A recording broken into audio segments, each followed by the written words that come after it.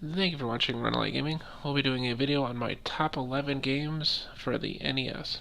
So this is kind of my list of games that I personally prefer, and I'm sure yours may differ quite a bit. So we're going to go ahead and go to the first one, which will be Tecmo Super Bowl. Now, I'll probably say that I don't have a great deal of sport games in general on my list, but this is definitely one that I'd definitely like to go back to on occasion. The game itself plays fairly quickly, though I would say that the AI wasn't quite the best, and those that have played it would probably see that quite a bit as well. Whether it just be doing a lot of onside kicking and easily getting the ball back, the AI kind of is easy to dodge. But otherwise, this is probably one of the first early sport games that is kind of just fun for a little bit mindless entertainment and just playing for the sake of playing. You still had some options as far as choosing plays, and I guess the silver lining at the time, the Detroit Lions were still a good team. Jokes on that one. So this is my choice for number 11. For my number 10 game, for those that recognize the start screen on here, is the game of Chrysalis. Now this is going to be kind of more along the lines of your action RPG style game. Similar to those that have played SNES, Secret of Mana, things of that sort. This will be kind of like your older style NES version of it. So in this case it's called Chrysalis.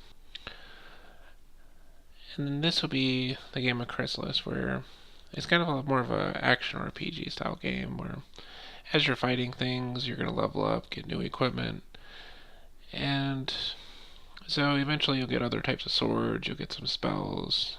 As you kill things here, you get experience, which eventually lets you level up, and then you can also buy equipment at the stores and stuff. And it's a pretty fun game just to kind of run around and gradually level up if you want to fight tougher things. But as you get different types of swords, they're strong against certain types of monsters, and then weak towards other things. And then as you play through the game too, you get spells like this one here, which is Refresh, which basically lets you heal up. So basically you can use your MP to heal life, but you get a lot of other cool spells too. So that is my choice for number 10. For my number 9 game, this will be the game of Final Fantasy. Now, some might argue, this should definitely be higher up on the list if you tend to like RPGs. But unfortunately, though NES had some really cool, innovative RPGs at the time, I kind of preferred a lot of the SNES ones, for that matter, and some of the systems that came right after it. Unfortunately, the original Final Fantasy was a little bit confusing at times, but it was still a really cool game, and definitely for its time, it's easily one of the best. So if you do like RPGs, I would definitely recommend playing it if you've never done it before. But some of the things that are lost in this particular Final Fantasy over some of the others is just the fact that some of the quest lines and places to go can be a little confusing at times. And I will throw an honorable mention out to Dragon Warrior, which kind of filled a very similar role of being able to do the RPG style thing, but it kind of also had that sort of confusingness to it. But I did choose Final Fantasy over Dragon Warrior in that particular case. But still, both really good games, but I definitely think Final Fantasy was better as far as the RPG genre within the NES itself. So for my number 8, this is going to be a little more in the puzzle genre, which will be the Adventures of Lolo, which I actually made a couple of them. And these are going to be more puzzle-oriented type games where kind of have to solve things in a very specific way, whether it's pushing squares or things like that. And honestly, you could choose any of the three. They're all extremely awesome games. So I'm not saying one specific in this case, but 1, 2, or 3, they're all amazing games. Like in this case, like some squares you'll be able to push like those, but whenever you get all those hearts, it will usually activate a lot of the monsters. A lot of the monsters have different ways of interacting, whether it means some will start shooting at you, some will start chasing you down. So you kind of have to do everything in a very specific way, but sometimes you get those little bullets where you can basically turn them into eggs like this guy. But once you do all of it, as you can see, everything comes after you and it's ready to kill you at that point. So it's just a really cool puzzle game in general. If you do enjoy puzzle games, it's definitely one I highly recommend. So that is my choice for number 8. So this is my game for number 7, which is Blaster Master. As a small child, I did enjoy playing this particular one because it was a pretty neat little. It's more of like a platformer-ish game where you will eventually find upgrades and stuff. So if anyone's ever played other games that sound very similar, it'd be kind of similar to like your Metroid style game where you sort of get different upgrades and get a little bit better. That you would normally drive around with, and it'd be like this particular tank here. Sometimes you can actually go out and solve other little missions and stuff. So, like in this particular case, you'll sometimes come across these little caves and stuff, and then it becomes more of like a, almost like Zelda style, walking through rooms and stuff, and completing other things. So it's not just simply driving around in a tank shooting stuff, but occasionally you do these little side things as well, where you might pick something up here or get special items and stuff. So that is my number 7. So this will be my number 6. Unfortunately, it might be kind of similar to the previous one, but I did put it as a separate entry. And there's also a second one I was considering with the platformer style, similar to Metroid, which is be something like Ghosts and Goblins, which is a slightly more difficult game to me. But I did also enjoy Metroid quite a bit, because there's quite a bit more platforming, moving around, jumping around, collecting stuff in order to get through it, and you'll get different upgrades and special powers and abilities. And at the time, again, it was very innovative and cool, and occasionally it's one that I like to go back to and play once in a while, just to kind of just because I enjoy the gameplay and the platforming style to it. And that would be my number 6. So my number 5 will be River City Ransom. Those that aren't too familiar with this game, you can basically, it's kind of like a fighter-ish game, kind of on the same boat as like Double Dragon or Battletoads, but I actually kind of like the game mechanics of this one a little bit better. Because basically you can pick up items, buy upgrades at town, buy food to get better stat lines.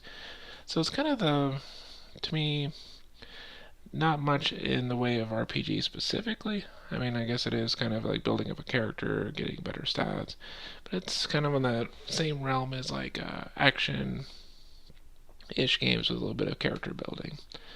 But also just the game mechanics in general are pretty fun. But this will be my number 5, which is River City Ransom. Then, of course, you have my number 4, which is actually Legend of Zelda.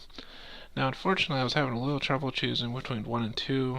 I kind of defaulted more towards 1, because I do play a lot of games that are very similar to this style of gameplay still, so I do kind of enjoy, this sort of play style as compared to the side-scroller that you mostly get from, say, 2. Though 2 in itself is a very awesome game still, too. I think I play a lot of things like Binding of Isaac, for example, which has a very similar play style to the dungeons of this one, as far as general gameplay go. And it's just a fun little exploration game. So that is my number 4. My number 3 is a game by Konami, which is called Gradius. Now, one thing you're probably going to find out in some of my future lists is I actually really do enjoy a lot of the side-scroller shooter style games, though I think this really shined in Super Nintendo in general and things of that sort. So this is probably one of the first cool ones that came out for the NES. And the reason why I like this one is you could actually customize a little bit of what kind of upgrades you're getting and things like that. And eventually you had things like Darius Twin and things like that for the Super Nintendo. But you can always grab like the speed up, which will make you move a little bit quicker. You get different laser shots and other types of abilities as you play through as well. But it gives you some really cool things you can do with it. And I kind of like the difficulty of these games because generally, even nowadays, it's still a pretty tough game, so you can still get quite a bit of play on it and still enjoy it quite a bit. So that is my number 3. So for my number 2, this would be Punch Out, or Mike Tyson's Punch Out. As far as which one is better, it really doesn't matter that much. Punch Out is still an extremely fun game. Even currently, I like to come back and play it every once in a while. A lot of the people in the game are very pattern oriented, so once you kind of get the hang for different patterns on it, it definitely gets a little bit easier as you go. For example, you would have someone here like a Don Flamingo, which is a little bit further in the game, probably I think 4th or 6th match or whatever. And this one's more so just gonna go back and forth, and it's pretty easy to get him. He just kind of taunts you a little bit, and all of them have these pretty cool combinations, and it's just kind of fun to get around to playing here and there. But as far as gameplay goes, it's just really fun and intuitive as far as that goes. That would be my number 2. So honestly, my number 1, it's probably,